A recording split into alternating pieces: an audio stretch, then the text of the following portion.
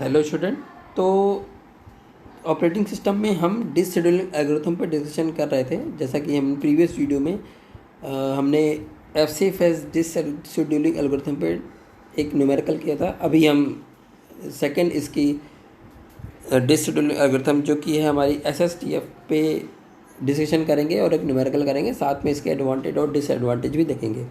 जैसा कि इसमें लिखा हुआ है, disk scheduling algorithm are use to schedule multiple request for accessing the disk. जैसे मैंने पहले बताया कि आपको डिस्क, जैसे हार्ड डिस्क होती है, उसमें बहुत सारे प्लेटर लगे होते हैं और हर प्लेट में कई ट्रैक्स होते हैं और हर ट्रैक में सेक्टर होते हैं। इन्हीं सेक्टर्स में आपके डेटा सेव होते हैं। तो अगर जब कोई रिक्वेस्ट जाती है अपना डेटा एक्सेस के लिए, तो किसी ट्रैक के पास जाती है वो, और ट्रैक से सेक्टर पे तो बहुत सारी एक साथ एक टाइम एक ही रिक्वेस्ट तो जाती नहीं है, बहुत सारी रिक्वेस्ट जा रही हैं, बहुत सारी, क्योंकि हम आजकल मल्टी लेवल पे काम कर रहे हैं। हम कई प्रोग्राम एक साथ कर रहे होते हैं, कई चीज़ें एक साथ, कई टर्मिनल खोल के बैठे होते हैं और साथ में उसके प्रोग्रामिंग कर रहे होते हैं। या फिर कुछ जैसे मान लो एक वीएलसी मीडिया प्लेयर खोला हुआ है, एक आपका क्रोम चल रहा है, एक आपका वर्ड चल रहा है, तो बहुत सारे, तो सबके लिए डेटा की नेसेसरी होती है। तो डेटा एक्सेस के लिए हम हार्ड डिस्क के पास ही जाते हैं। तो हम सभी अपने अपने रिक्वेस्ट कर रहे हैं, तो मोर देन वन रिक्वेस्ट है, तो उनको इस ऑर्डर में हम शेड्यूल करें कि जिससे कि हमारा सीक टाइम मिनिमम से मिनिमम रहे। और सीक टाइम का मतलब मैंने पहले जैसे बता चुका हूँ कि एक ट्रैक से दूसरे ट्रैक में के बीच में जो टाइम गैप, अगर हम एक ट्रैक से दूसरे ट्रैक में जाएं, तो वो जो टाइम गैप बीच में आ रहा है, जितना टाइम हमें लग रहा है, वही हमारा होता है सीक टाइम। उसी को हमको कम करना है। जो सेकंड लाइन वही लिखी हुई है, the purpose of disk scheduling algorithm to reduce the total seek time. वही सीक टाइम हमें रिड्यूस करना, सिंपल सी बात है। वेरियस डिस्क शेड्यूलिंग एल्गोरिथम, जैसे कि बहुत सारी डिस्क शेड्यूलिंग एल्गोरिथम आपके पास हैं। एफ सी एफ एस है, एस एस टी एफ है, एस एस स्कैन है, सी स्कैन है, लुक है, सी लुक है, जिसके हम एफ सी एफ एस पे डिस्कशन कर चुके हैं। तो यहाँ पे आज हम S S T F disk scheduling algorithm पे काम करेंगे। चलिए, है क्या इसके बारे में थोड़ा सा एडवांटेज और डिसएडवांटेज देख लेते हैं। S S T F stand for shortest seek time first. इसका मतलब क्या होता है? शॉर्टेस्ट सीक टाइम फर्स्ट, तो सबसे, और ये जो है प्रैक्टिकल वे में तो नहीं, लेकिन ये जो है सबसे कम सीक टाइम आपको एफ सी एफ से बहुत ही अच्छा रिजल्ट ला के देती है। एफ सी एफ से मान लीजिए अगर आपको सीक टाइम वो 10 सेकंड का दे रहा है, तो ये सीक टाइम जो है 7 सेकंड या 8 सेकंड का, तो उससे कम ही देगी, बहुत अच्छा देती है शॉर्टेस्ट सीक ये algorithm. This algorithm service that the request next which require the least number of heads. जैसे कि ये, जैसे मान लीजिए आपकी 3 रिक्वेस्ट आई, एक आई 55, एक आई 54, एक आई है मान लीजिए 39। तो 55 से 54 पे पहले जाएगा। क्यों? क्योंकि 55 से 54 के बीच में सबसे कम टाइम लगने वाला, क्योंकि ये दो सेक्टर बिल्कुल नज़दीक होंगे। अभी इस बात है, एक 39 पे है, एक 54 जस्ट बगल में उसका ट्रैक है, तो अभी जो है तो वो 54 ट्रैक पे जाना पसंद करेगा। तो सेम एक कंसेप्ट ये भी यूज़ कर रहा है कि जो सबसे शॉर्टेस्ट, सबसे कम डिस्टेंस पे जो सेक्टर होगा, उसको ये प्रेफर करेगा, उसको पहले एक्सेस देगा उस रिक्वेस्ट को। चलिए देखते हैं नेक्स्ट क्या है। It breaks the tie in the direction head movement. ये ऐसा नहीं कि बिल्कुल एक साइड में चलता जा रहा है, किसी भी साइड में, जिस साइड में इसको मिनिमम ट्रैक में मिनिमम डिस्टेंस का ट्रैक मिलेगा, उस साइड ये मूव कर जाएगा। एडवांटेज क्या है? Reduce the total seek time as compare F C. जैसे मैंने बताया कि एफ सी एफ एस में सीक टाइम ज़्यादा लगता है, इसमें कम लगता है। It produce increase throughput. Obviously अगर आपको सीक टाइम ही कम लग रहा है, तो आपको कम टाइम में अगर वो डेटा एक्सेस प्रोसेस को दिए जा रहा है, तो अभी इस बात है कि प्रोसेस जल्दी से जल्दी एग्जीक्यूट कर लेगा और आपका थ्रूपुट बढ़ जाएगा। नेक्स्ट आपका दिया हुआ है, it provides less average response time and waiting time. अभी इस बात है कि वेटिंग टाइम कम कर देगा, क्योंकि जो है उनको रिक्वेस्ट, उनको एक्सेस बहुत जल्दी मिल जा रहा है, तो उनको वेट करना नहीं पड़ेगा। नेक्स्ट हमारा डिसएडवांटेज है, देखते हैं क्या क्या डिसएडवांटेज है इसमें। There is an overhead of finding out the closest request. तो सबसे थोड़ा सा प्रॉब्लम ये होता है कि हमको अपनी सबसे नज़दीक जो रिक्वेस्ट है, जैसे मैंने 54 से मैंने बताया था कि 55 से 54 सबसे नज़दीक है, या 39, तो वो पहले हमको फाइंड करना पड़ता है, तो वो फाइंड करने में थोड़ा सा अलग से टाइम लगता है हमें। The request which are for from the head might stay for the CPU। तो ये कह रहा है कि मे बी ये स्टारवेशन की प्रॉब्लम में जनरेट कर जाए, क्योंकि हो सकता है कि जैसे मान लीजिए रिक्वेस्ट आती जा रही हैं और मिनिमम से मिनिमम वक्त चली जा रही हैं, जैसे कि तो उस टाइम पे क्या होगा कि कोई न कोई प्रोसेस स्टारवेशन में चली जाएगी, तो स्टारवेशन प्रॉब्लम इसमें आती है। It provides high variance in the response time and waiting time. इसमें जो है ये वेटिंग टाइम और किसी किसी प्रोसेस का वेटिंग टाइम बहुत, अगर मान लीजिए कोई जो है बहुत सेक्टर बहुत दूर है, उसका जो रिक्वेस्ट है काफ़ी डिस्टेंस पे है, तो उसका वेटिंग टाइम बहुत ज़्यादा भी हो जाता है। Switching the direction of the head frequently shown down the algorithm. Switch जो डायरेक्शन होता है, जो हेड मूवमेंट होता है, वो बहुत ही फ्रिक्वेंटली होता रहता है।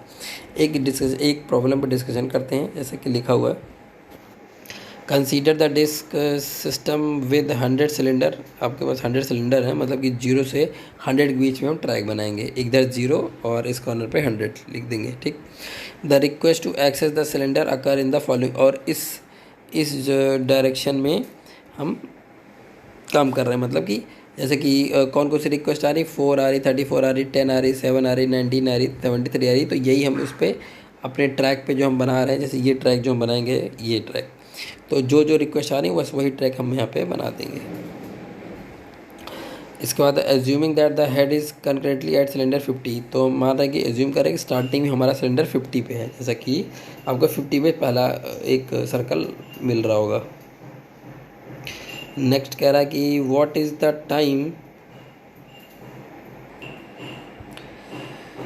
कह रहा कि वह क्या है, what is the time taken to satisfy all the requests if it takes 1 millisecond to move from one cylinder to adjacent one and shortest seek time first policy is used। अगर ये SSTF पॉलिसी यूज़ कर रहा है और एक head movement में 1 millisecond इसको लग रहा है टाइम, तो टोटल टाइम कितना लगेगा, तो अब इस बात अगर हम टोटल हेड मूवमेंट निकाल लें तो उसको 1 मिलीसेकंड मल्टीप्लाई कर देंगे तो टोटल हमें टाइम लग जाएगा। तो आपके पास 4 ऑप्शन है, 95, 119, 233, 276। तो चलिए इसको सॉल्व करते हैं। जैसा कि आपको बता रहा है कि 0 से 100 के बीच में दिया हुआ है, तो हम 0 से 100 के बीच में हमने बना लिया। तो अभी सुधा 100 बोल रहा है, तो अगर हम 0 से स्टार्ट कर रहे हैं तो 99 तक ही लिखेंगे, ठीक है। तो हमने 0 से 99 तक बना लिया, क्योंकि हमें केवल 100 के बीच में क्वेश्चन कह रहा है। अब हमारा स्टार्टिंग में हेड हमारा 50 पे, हमने हेड पे एक सर्कल बना लिया कि चलो स्टार्टिंग में 50 पे है। नेक्स्ट अब देखिए, जैसे अगर FCFS होता है तो वो रिक्वेस्ट के अकॉर्डिंग चलता है, जैसे कि किस सीरीज में हमारी रिक्वेस्ट आई है, जैसे सबसे पहले 4 आई है, तो हम 50 से पहले 4 पे जाते अगर हमारा FCFS होता है। लेकिन यहाँ पर ये शॉर्टेस्ट, ये हमारा SSTF है, तो इसीलिए हम जो है इसमें हम जो सबसे शॉर्टेस्ट सीक टाइम देगा उसके पास जाएंगे। तो चलिए देखते हैं 50 के पास सबसे नज़दीक में कौन आएगा।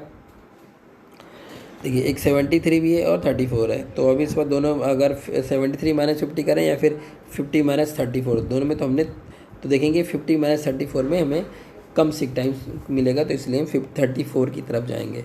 73 की तरफ इसलिए नहीं जा रहे हैं क्योंकि 73 से 53 को माइनस करने पे हमें ज़्यादा हमें, जैसा कि हम देख रहे हैं कि अगर हम 73 से में 50 माइनस करेंगे तो हमें 23 मिलेगा, और 50 में से 34 माइनस करेंगे तो 16 मिलेगा। तो अब इस बार 16 जो है ज़्यादा शॉर्टेस्ट है 23 से, तो इसलिए हम 34 की तरफ चले गए।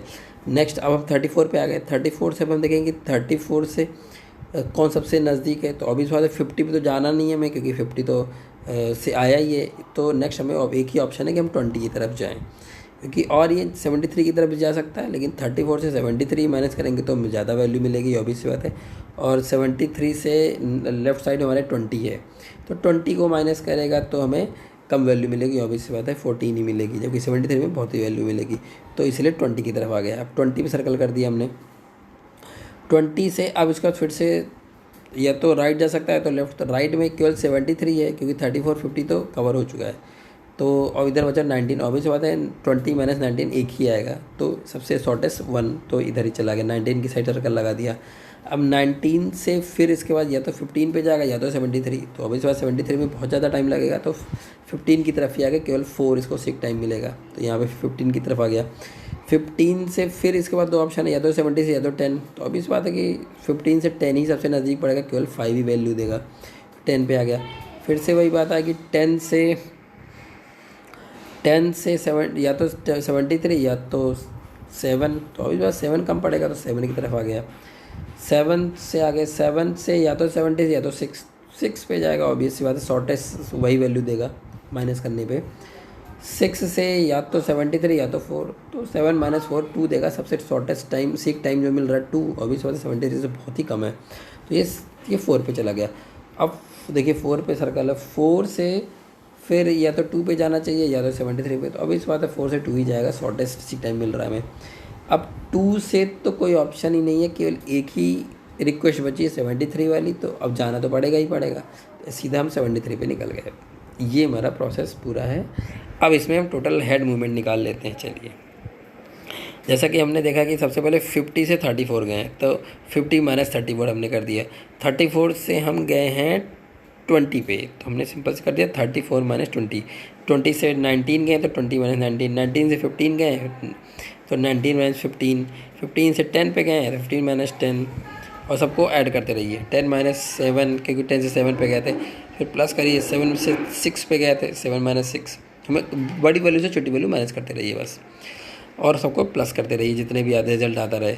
और इसके बाद 6 से 4 पे गए हैं तो 6 माइनस 4, फिर प्लस करेंगे 4 माइनस 2, और लास्ट में हम 73 से डायरेक्ट 2 से डायरेक्ट 73 पे गए थे, इसलिए हैं। लेकिन हम जो माइनस करेंगे वो बड़ी वैल्यू से छोटी वैल्यू से ही करेंगे, इसलिए 73 माइनस 2 कर देंगे और सबको ऐड करेंगे तो हमारा 119। ये हमारा आया है head movement, total head movement है। हमें निकालना है कि कितना टाइम लगेगा मिली सेकंड में। तो अभी इस बात है कि ये भी कह रहा है कि हर एक हेड मूवमेंट में एक मतलब एक हेड मूवमेंट से दूसरे हेड मूवमेंट जाने में 1 मिली सेकंड लग रहा है, तो एक 119 हेड मूवमेंट को क्रॉस करने में 11 इंटू 1 से मल्टीप्लाई कर देंगे तो 119 ही मिली सेकंड लगेगा। तो वही जैसे लिखे हुआ time taken for 1 head movement is equal to 1 millisecond. So time taken for 119 head movement equal to 119 into 1 equal to 119 millisecond. That's it for today. अगर नेक्स्ट आपको हम नेक्स्ट शेड्यूलिंग एल्गोरिथम जो भी है उस पर decision करेंगे, और कोई दिक्कत हो, कोई प्रॉब्लम हो तो आप कमेंट सेक्शन में बता सकते हैं। Thank you.